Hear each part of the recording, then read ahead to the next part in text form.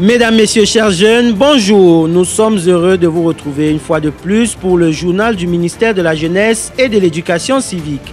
Dans cette édition, nous revenons sur les audiences de la semaine. Le programme des Nations Unies pour le développement et la mairie de Yabassi se sont succédés au cabinet du MINJEC. Quel point à l'ordre du jour, vous le saurez dans ce journal. L'éducation électorale est aussi au menu de cette édition à travers le webinaire organisé par le Programme national d'éducation civique par le réarmement moral, civique et entrepreneurial.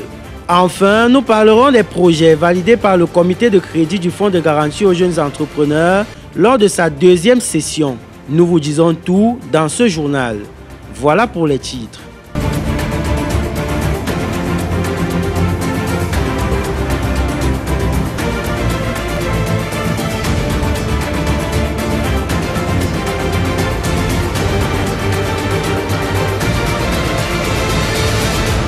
Opia Mensa Kouma, nouveau représentant résident par intérim du Programme des Nations Unies pour le développement au Cameroun, est venu rencontrer le ministre de la Jeunesse et de l'Éducation civique le mercredi 23 avril 2025. Au menu des échanges, enjeux et perspectives de la coopération MINJEC-PNUD. Suivons le reportage de Albert Zemkié. La coopération MINJEC-PNUD est une coopération fructueuse qui se traduit par l'accompagnement multiforme de plusieurs projets du ministère de la Jeunesse et de l'Éducation civique, à l'instar du programme Youth Connect Cameroun, l'appui à la mise en œuvre du volontariat au Cameroun, les consultations en vue de l'élaboration du plan stratégique 2026-2029 du PNUD, l'appui à la participation des jeunes aux sommets et rencontres internationaux sur la jeunesse. Conscient du rôle que joue le Programme des Nations Unies pour le développement dans l'encadrement et l'insertion socio-économique des jeunes en tant que partenaire, le représentant résident par intérim du Programme des Nations Unies pour le développement au Cameroun a réitéré la disponibilité et l'engagement du PNUD au MINJEC. Opia Mensa Kouma a souligné par la suite l'importance de la collaboration avec le secteur privé. L'intérêt que nous portons tous les deux, le PNUD et le ministre de la Jeunesse, du rôle que la jeunesse peut jouer dans la promotion du secteur privé. Comment on peut, à travers le mentorat, à travers les programmes d'incubation, aider ces jeunes à affiner leur esprit d'entrepreneuriat pour qu'ils deviennent autosuffisants et pour qu'ils deviennent des atouts au développement de ce pays. L'autre point évoqué lors de cette audience est la digitalisation qui est vecteur et levier du développement d'un pays. De nos jours, si on n'est pas digitalisé, on n'est pas connecté. Si on n'est pas connecté, on ne se développe pas. Et les jeunes, c'est eux qui semblent avoir la technologie, la digitalisation de leur ADN. Il faut profiter de cet atout naturel, de leur talent, pour aider le pays à avancer plus vite. En perspective, le PNUD encourage et félicite d'avance le Cameroun pour son engagement à organiser le Youth Connect Summit en 2026 et rassure le ministère de la Jeunesse et de l'Éducation civique de son soutien indéfectible pour la réussite de ce grand événement. Le mercredi 23 avril 2025, le ministre de la Jeunesse et de l'Éducation civique a accordé une audience au maire de Yabassi, Jean Mirabeau Eba, venu exprimer sa gratitude pour l'appui du MINJEC à l'occasion de la 3e édition de la course de la paix, un événement qui a marqué les esprits par sa réussite populaire et son impact citoyen.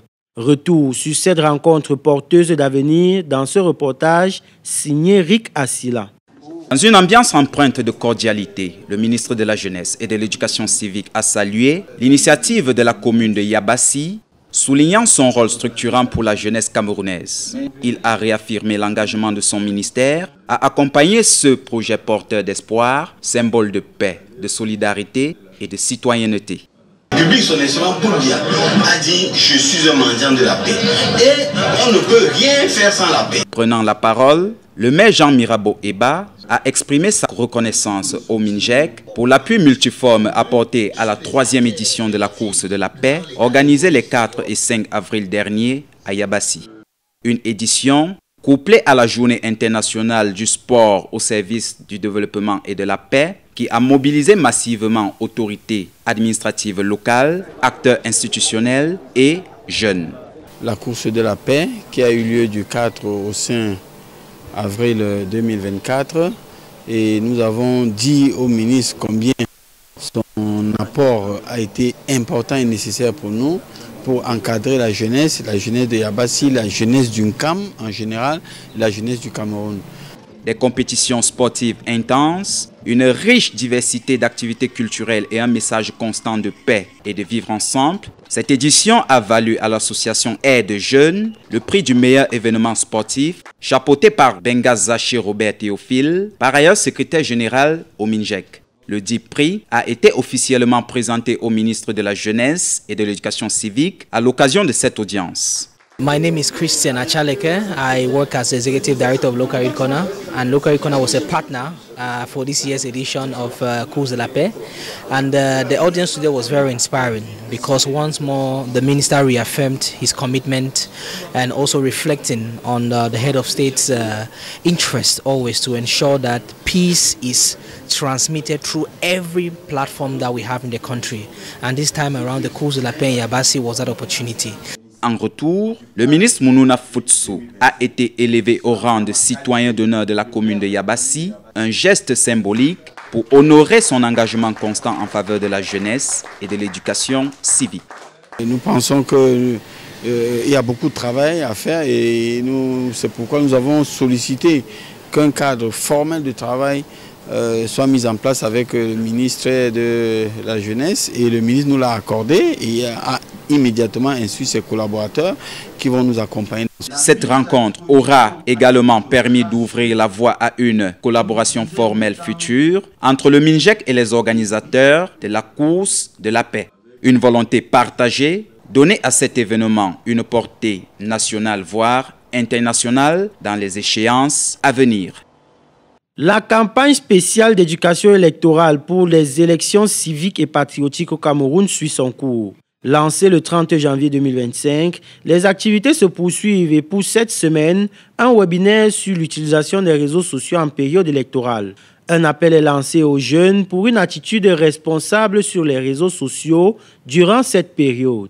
Yves Nyangui. En période électorale, cette puissance des réseaux sociaux se décuple et ils offrent des opportunités inédites pour s'informer, pour partager des idées, pour mobiliser et pour participer activement au processus démocratique. Et cette même puissance porte en elle des risques non négligeables si elle n'est pas maîtrisée. Fake news et autres scandales de tout genre inondent la place publique et les réseaux sociaux en particulier.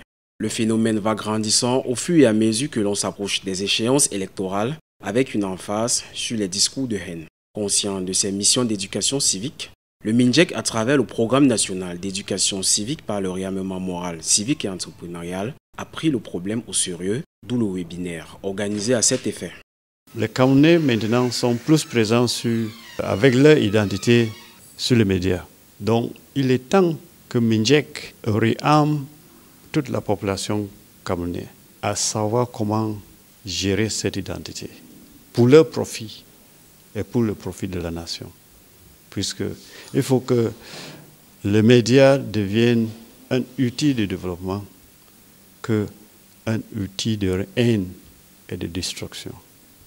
Ils étaient environ 500 participants en présentiel et en ligne, réunis pour discuter et échanger sur plusieurs thématiques, au rang desquelles la lutte contre les fake news électoraux à l'ère de l'intelligence artificielle, l'éducation à l'information et aux médias, entre autres. Un webinaire qui a vu la participation du partenaire EducMedia, dont le représentant est revenu sur la contribution dans cette campagne de sensibilisation. Lorsque, en période électorale, on a besoin d'avoir des informations fiables pour faire des choix éclairés par rapport à un candidat ou alors par rapport à un programme politique. L'éducation aux médias permet donc de donner des compétences, des connaissances, mais également des attitudes pour pouvoir faire face à ce type d'informations, pour faire face à cette flambée d'informations et pouvoir y naviguer, pour pouvoir y faire un bon trait un tri judicieux qui nous permet d'être des citoyens responsables, des citoyens éclairés et des citoyens qui participent au développement de leur pays. Pour la circonstance, Mounouna Futsu a salué l'engagement des partenaires qui ont contribué à la réalisation de l'activité, mais surtout, il a invité les acteurs des médias et des jeunes en particulier à être des responsables éclairés de notre démocratie numérique. Sur 3500 projets reçus, 1500 sont admis au financement. C'est le résultat de l'évaluation des projets faite par le Comité national de crédit du Fonds de garantie aux jeunes entrepreneurs, réuni pour sa deuxième session le 24 avril dernier à l'hôtel Franco à Yaoundé. Les précisions avec Manuel Abeng. Présidé par Jean Duplex Dormo Kemfak, président du Comité national de crédit et de garantie du Fonds de garantie aux jeunes entrepreneurs FOGAJEUNE, les travaux ont permis d'évaluer la pertinence des projets des jeunes entrepreneurs locaux selon des critères spécifiques définis par le MINJEC en vue de l'octroi d'un financement des projets des jeunes. Au cours des travaux, nous allons effectivement examiner ces business plans déposés par les jeunes. Au terme de ces travaux, on devrait délibérer, prendre des décisions de financement pour des projets qui sont viables et rentables. Et les projets retenus définitivement seront transférés aux institutions financières partenaires pour les dispositions de mise à disposition des fonds aux jeunes bénéficiaires.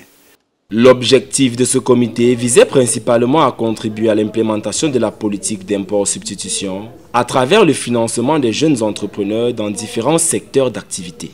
De manière spécifique, il a été question de présenter les projets retenus par différents secteurs d'activité avant d'être soumis à l'analyse et à l'examen d'un comité ad hoc de présélection créé à cet effet. Ainsi, sur les 3500 projets soumis à candidature, seulement 1500 ont été validés et retenus. Le comité national de crédit et de garantie du FOGAJEUNE a pour mission d'examiner les business plans des jeunes déposés au comité pour analyse au niveau du comité du guichet direct de financement et du guichet de garantie.